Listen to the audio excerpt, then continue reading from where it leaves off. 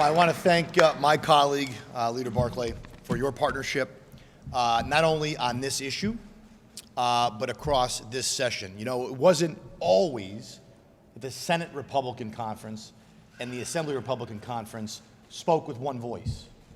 I think we have spoken with one voice, loudly, articulately, more so this session than in a very, very long time. And that's not possible with just one conference. You need leadership to make that happen. So, Leader, thank you very much for your partnership. I want to thank my colleagues as well in the Senate Republican Conference who have been through this pandemic. This has been a challenging session. We've struggled with the pandemic like everyone else have. But we've been coming here to Albany. We've been trying to make sure that our constituents, that our small businesses, that our school districts, that our single parents, that our farmers, that everyone who's been affected by this pandemic have been heard here in the halls of Albany, even though there's not everyone here to hear us. And we've continued, I think, to be a very strong voice. And you know what? I get to stand up here at the podium very often, but I have 19 other tremendous colleagues in the state Senate that I'm proud to lead. So I want to thank them as well. I'll just be brief to echo Leader Barclay's comments. What we're talking about today, this is the last week, right? This is the last week. We expect to leave this week and recess. Everyone's going to be back in their districts over the summer and into the fall. The notion that we could leave here, leaving the emergency powers in place where the governor, essentially alone, will continue to govern the state and govern the pandemic by executive order is, to me, unconscionable. That we're going to leave this in place for the foreseeable future with no end date. So what we are calling for, our resolution, would declare an end to the state of emergency, which in law would trigger the end of the governor's executive powers.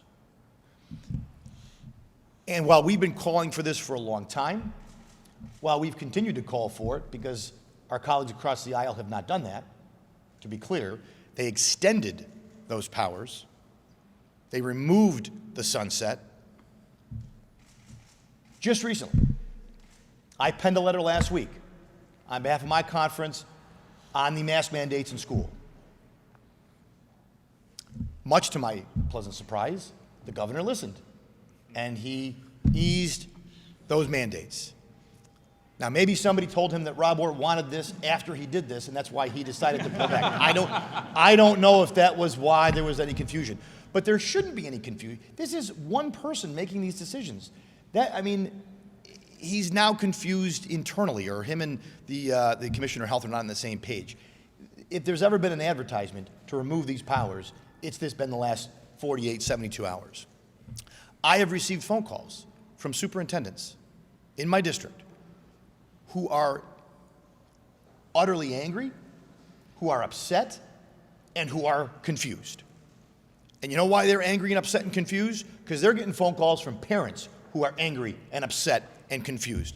They're angry and upset and confused that this is even happening, that we can't get out of our own way to get this solved. A simple thing like saying, you know what, when you're outside in 90-degree heat, or outside at all, you don't have to wear masks. When you're sitting in a school that has no air conditioning and it's probably over 90 inside the classroom, you don't have to wear masks. Or if you can be 6 feet apart, you don't have to wear masks. Our teachers and our school administrators, they have been making big decisions this whole pandemic. We should be able to trust them for the safety of our children for the last couple weeks here of the school year. And yet we can't even do that.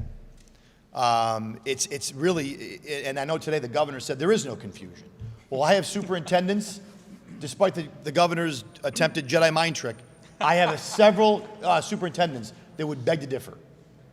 You have one person making decisions, and even he's confused about the confusion. So it has really just gotten to a point where, but you know what? Shame on us.